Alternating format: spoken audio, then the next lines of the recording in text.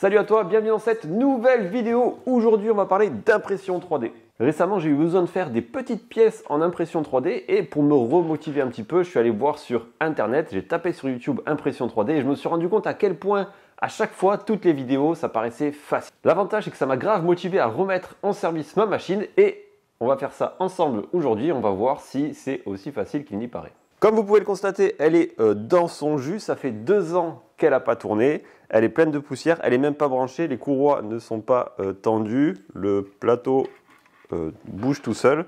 Donc il y a pas mal de travail de remise en service, de nettoyage aussi. On va faire ça ensemble et on va voir si ça redémarre tout seul ou pas. On va voir. Et avant de commencer, si tu ne me connais pas, moi je m'appelle Philippe, je suis ingénieur de formation, passionné de menuiserie et ici je te partage mes expériences, mes outils et mes techniques pour faire des meubles plus beaux, plus vite, en y prenant plus de plaisir.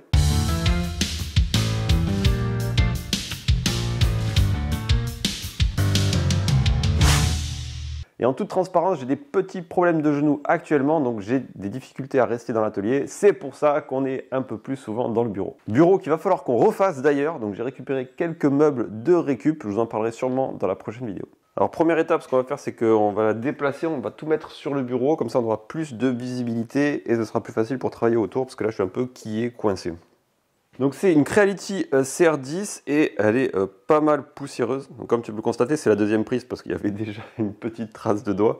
Donc on va enlever un petit peu toute la poussière, on va réinstaller les différents éléments. Et une fois que on aura fait tout ça, on va la rebrancher et on va voir si elle repart direct ou s'il y a des choses à modifier. Et après seulement, on passera à la partie logicielle. C'est parti pour le nettoyage.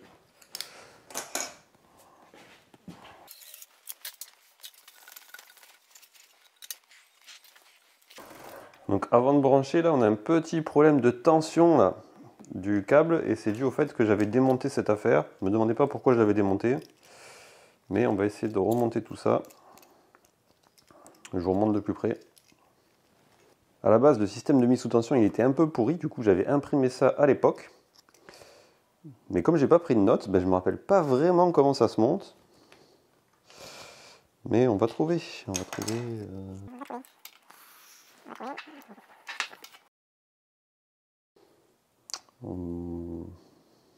va peut-être pas trouver. Hein.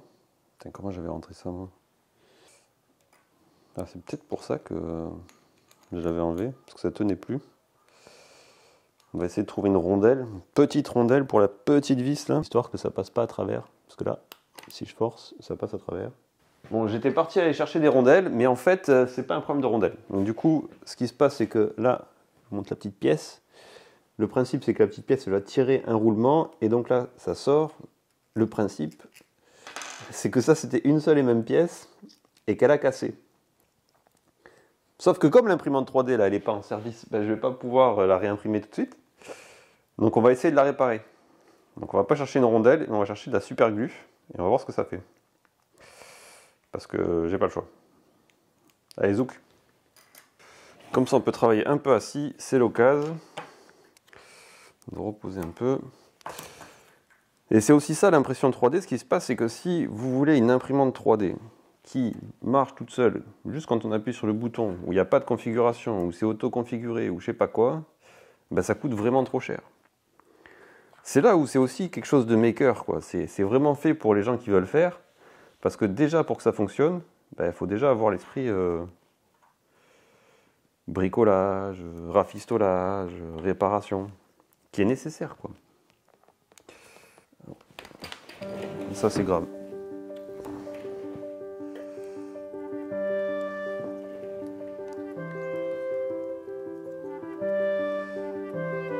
Donc on va bien appuyer en espérant que ça tienne.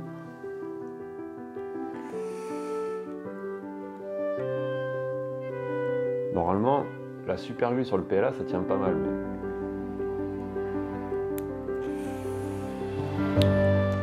En tout cas sur les doigts ça tient.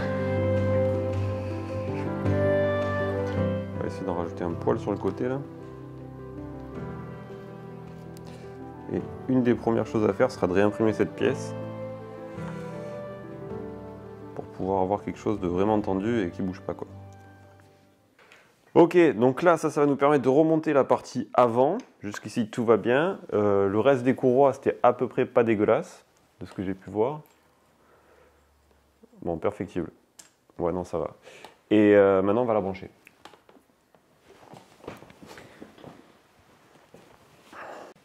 Donc pour les branchements, normalement c'est assez basique. Tu as X, Y, Z, sauf que...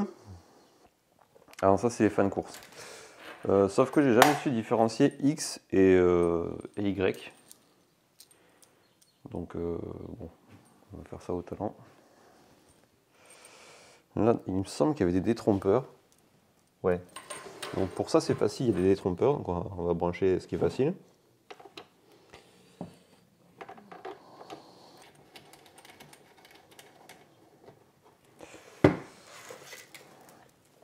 Et ça, c'est les fans courses.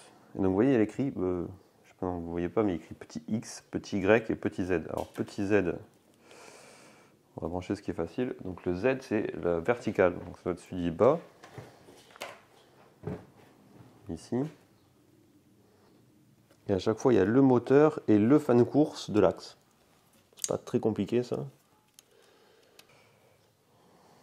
Donc là, je vais parier sur l'arrière, c'est Y.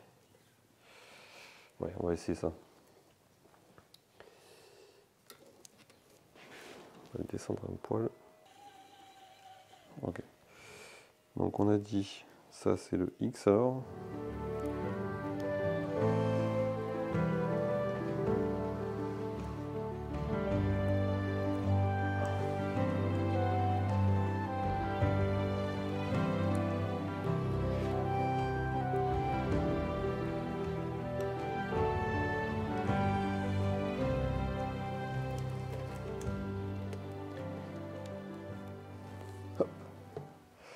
Donc là on est bon. Est-ce qu'on peut rentrer ça comme ça? Donc on a un câble qui est un peu court. Comment on peut rentrer ça comme ça? Là, ouais. Ok, donc là on n'est pas trop mal. On va remettre un petit coup de poussière là-dessus à base de chaussettes. Tiens, j'avais pas enlevé le petit plastique de protection qui est ici présent. On va faire ça en live maintenant. Toujours satisfaisant ce petit plastique. Donc là on est bon. Et donc théoriquement, maintenant qu'on a tout branché, si on met la lime et qu'on démarre,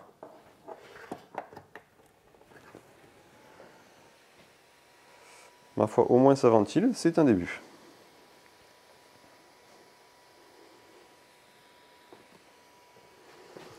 Donc maintenant on va s'occuper de la partie tendeur qui est ici présente. En espérant que la réparation de fortune fasse son office. Donc on avait dit. Hop.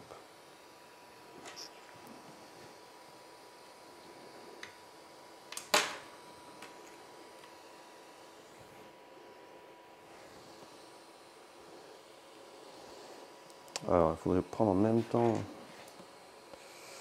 notre affaire.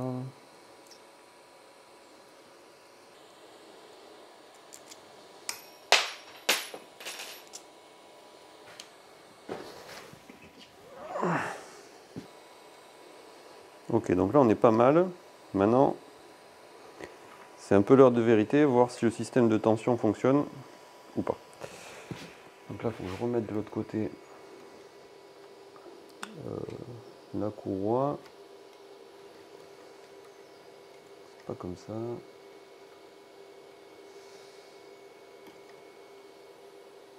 C'est peut-être comme ça, ok.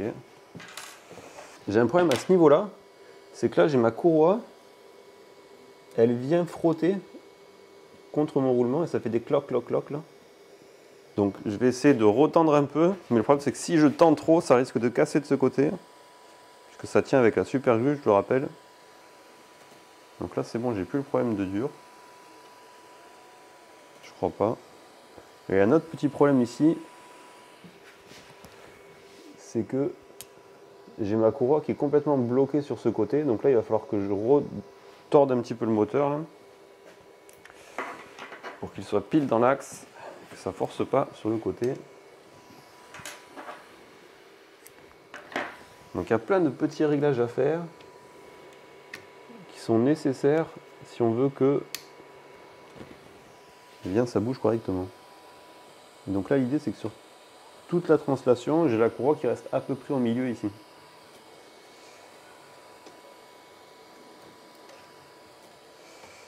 Ma foi, ça va être le cas.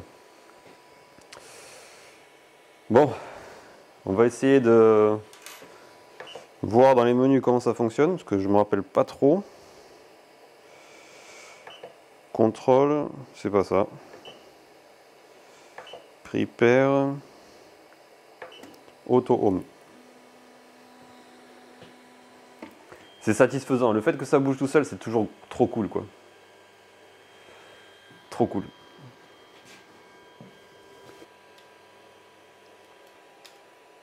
Ok. Donc maintenant qu'on en est là, il faut régler la hauteur du plateau par rapport à la buse.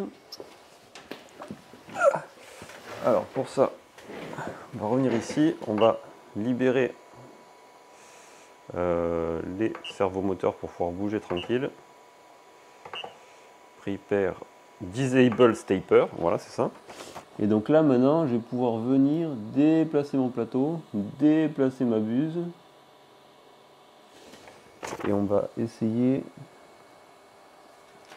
de la mettre à la bonne hauteur. Donc ce qu'on va faire aussi, on va monter la température de la buse parce que sinon je ne vais pas pouvoir bien régler. Et on se retrouve juste après. Preheat PLA. Voilà, ça. Voilà, il faut un petit moment, donc on se retrouve juste après. Donc là maintenant que tout est chaud, on va pouvoir calibrer la hauteur. Donc là l'idée c'est de venir passer une feuille de papier, il faut juste que ça gratte un poil. Ça a l'air pas mal. Ça m'avait pas manqué ça. C'est la partie chiante un peu. Alors premier test, moi j'avais toujours laissé à l'intérieur là de la machine un truc de test de hauteur. Donc je ne me rappelle plus comment ça s'appelle. Voilà, bed level test. C'est comme ça que ça s'appelle. Et donc pour info, la machine là c'est une Creality CR10. Voilà. Comme ça on a tous les infos. Donc là, l'objet là, il va monter en température. Quand il est en température, il va faire le bed level test là. Et si ça c'est bon, ça veut dire qu'on va pouvoir imprimer. Il va falloir absolument que je retrouve le carton où j'avais mis la spatule et compagnie pour pouvoir travailler correctement.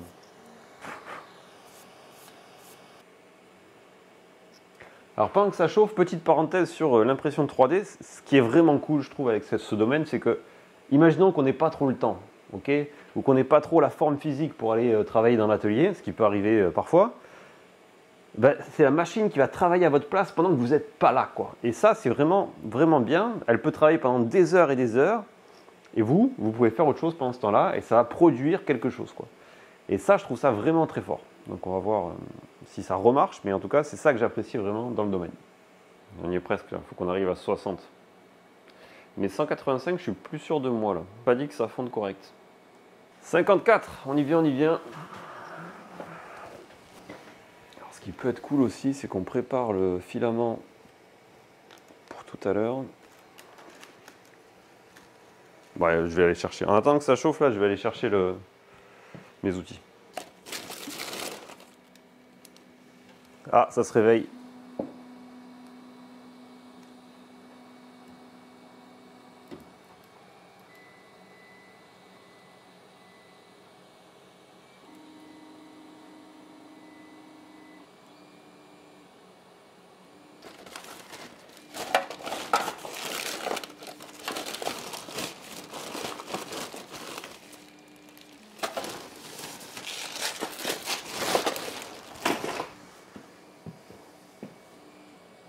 Donc voilà ce que la machine elle vient de produire là. Et ma foi c'est assez plat, c'est peut-être un poil écrasé, mais on est pas mal. Donc c'est cool, c'est vraiment cool que ça refonctionne. On va laisser finir ça, puis on va commencer à réfléchir à la partie logicielle, comment on va faire pour imprimer la pièce qui nous manque. Maintenant, on se retrouve sur l'ordinateur. Il va falloir configurer un petit peu tout ça. Donc, j'ai réinstallé une version de Cura qui est un slicer, c'est-à-dire que ça va convertir un fichier 3D en quelque chose qui est interprétable par la machine. Et on va aller sur Thingiverse, parce que c'était le site sur lequel j'avais récupéré des plans pour modifier la machine. Donc, on va taper belt, parce que ça veut dire courroie, quoi. Et on va taper CR10 pour voir si on n'arrive pas à retrouver le même modèle que ce que j'avais imprimé à l'époque, puisque comme vous vous en doutez, ou pas d'ailleurs, j'ai pas conservé les plans. Erreur de base. Alors là, par exemple, on a quelque chose qui ressemble pas mal, qui pourrait. Alors on va voir ce que ça donne, comment c'est foutu. Est-ce que c'est la même pièce que nous et non, parce que là on a une espèce de une petite forme là que moi j'ai pas, donc ça ne va pas marcher. Il faut que je retrouve exactement le même, quoi, sinon ça ne fonctionnera pas. On peut peut-être essayer de faire ça. Je vais regarder si ça pourrait être compatible avec ma forme. Je reviens. Ouais, on peut essayer de faire ça. Allez, admettons, donc on va essayer d'imprimer cette pièce là, download. Et donc nous, ce qu'on veut, c'est le Y-Axis Tensioner. Vous excuserez mon accent. Donc on va télécharger ça. Et donc maintenant, ce qu'on devrait pouvoir faire dans Cura. Alors c'est pareil, moi j'ai utilisé la version d'il y a 2 ans, donc ça a forcément un peu changé. Mais on devrait quand même réussir à s'en sortir. Fichier, téléchargement, Y-Axis Tender. Voilà. Donc il est là, le machin. Est-ce qu'on peut tourner autour? Non, on ne peut pas tourner autour. Allez, s'il te plaît. Peu importe. Donc, en tout cas, il est là. On va le mettre au milieu, ça me va bien. Et il faut configurer notre affaire. Et donc, on va essayer de faire quelque chose d'un peu costaud. On n'a pas besoin de support. Il propose une hauteur de 0,28. Ouais, on va pas mettre 2 heures non plus pour faire notre affaire. Par contre, voilà, moi j'aimerais plus de configuration. D'abord, faut qu'on configure la buse. Alors je sais pas où est-ce que ça se fait ça. Voilà, nozzle. Parce que moi j'ai pas un nozzle de 0,4. Il me semble que j'en ai un de 0,6. On va copier ça dans la carte mémoire qui va dans la machine et on va essayer l'impression. Et après on verra. Donc là, on va nettoyer la plaque, on va enlever les tests qu'on a fait. Donc c'est pas trop mal. En tout cas, ça colle, donc c'est l'essentiel. La forme est à peu près régulière. Alors celui-là, il manque un peu, donc on va remonter un poil, nettoyer les petits fils qui restent, et on devrait être pas mal. Donc là maintenant, on va lancer l'impression du support, et je vais essayer de vous time-lapser le tout, histoire que vous voyez un petit peu à quoi ça ressemble.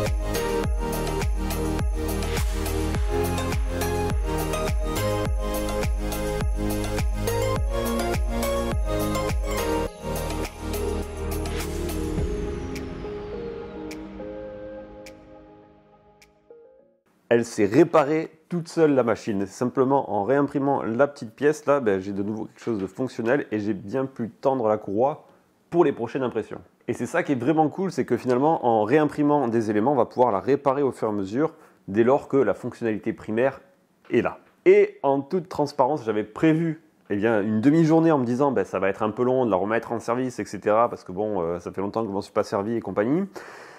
Et j'ai vraiment besoin qu'elle fonctionne pour faire des rangements pour des systénaires que je viens d'acheter. Et finalement, ça s'est bien fait, quoi. Finalement, en quelques dizaines de minutes, un petit coup de nettoyage, brancher l'ensemble, ça repart, quoi. Et en plus, ça me remet dans une dynamique de créer des petites pièces pour faciliter ma vie quotidienne. Et ça, c'est vraiment super. Je vais faire par exemple des petits supports qui vont me permettre d'accrocher le fil à l'aspirateur. Et ça va être un vrai gain ergonomique. Et j'ai donc des rangements à faire pour les vis que j'aimerais mettre dans les systénaires pour pouvoir les déplacer facilement à l'extérieur de l'atelier. Et pour l'instant, ça, c'est un peu la galère. Le risque avec les imprimantes 3D, c'est de rapidement arriver à faire des choses qui servent à rien. Et je vais vous montrer très très vite à quoi ça peut ressembler. J'avais trouvé ce système d'hexagone, de rangement vraiment top. C'est des petits tiroirs dans lesquels on peut mettre des petits objets. Mais dans la réalité des choses, ça, j'en ai pas besoin. Et c'est autant de plastique qui a été consommé à l'intérieur qui n'est pas vraiment pertinent. Et en même temps, l'avantage de l'impression 3D, notamment si on utilise du PLA, qui est le plastique que j'utilise, c'est qu'il peut être refondu pour être réutilisé dans la machine. Et ça me rassure un peu. Dernière chose que je voulais vous partager, si j'ai pu réimprimer rapidement quelque chose que j'avais déjà imprimé, c'est simplement parce que j'étais monté en compétence sur ce domaine au moment où j'avais investi dans la machine. J'avais passé du temps à imprimer un certain nombre de choses. Pendant ces impressions, il y en a pas mal que j'ai raté, mine de rien, et au global, ça m'a permis de comprendre comment ça fonctionne, comment régler les différents paramètres pour que ça marche bien. Et aujourd'hui, c'est un peu comme le vélo, finalement, ça s'oublie pas et c'est vite revenu. Ne vous attendez pas, en achetant ce genre de machine, à avoir 100% de réussite sur toutes vos impressions. Forcément, il y a un temps d'apprentissage, comme dans la menuiserie, comme dans le bricolage, où au début, on ne fait pas le top du top et au fur et à mesure, on a la réussite qui commence à arriver, mais au début, forcément, c'est un peu galère. Donc si vous voulez vous lancer dans l'impression 3D, prenez le temps au début de ne pas faire des gros projets, prenez le temps de vous former, bien comprendre comment ça fonctionne, les réglages qui sont nécessaires en fonction de votre machine pour faire des super projets bien lisses, bien beaux et fonctionnels. Je profite de cette vidéo pour un sujet qui n'a rien à voir avec l'impression 3D, mais on est extrêmement curieux de savoir ce que vous aimeriez voir sur la chaîne, donc n'hésitez pas à nous mettre en commentaire les attentes que vous avez, si vous voulez plutôt des projets, si vous voulez plutôt de la menuiserie pure et dure, si vous voulez un mix des deux. Bref, libérez-vous dans les commentaires et dites-moi ce que vous aimeriez voir. En passant du temps dans le bureau, je me suis aperçu que c'est vraiment un endroit que j'aimerais mieux aménager juste derrière, là, notamment pour mettre l'imprimante 3D. J'ai récupéré un peu de mobilier, donc ce sont des étagères. Ça, c'est un bureau qui m'accompagne depuis des années. Je ne sais même pas depuis quand. Mais peut-être en découpant 2-3 morceaux et en aménageant ça un petit peu mieux, ça permettrait d'avoir un petit bureau maker avec l'imprimante 3D derrière. Ce serait grave cool. Donc je pense que ce sera le sujet d'une prochaine vidéo. Abonne-toi à la chaîne si ça t'intéresse. Merci d'avoir regardé cette vidéo jusqu'au bout. Si tu veux nous encourager, nous motiver pour faire d'autres vidéos, n'hésite pas à mettre un pouce en dessous de celle-ci. Ça fait toujours plaisir aux créateurs et ça nous motive à continuer ce qu'on fait. Je vous souhaite de super projets, faites des choses de vos mains. Je vous dis à très vite. Ciao, ciao!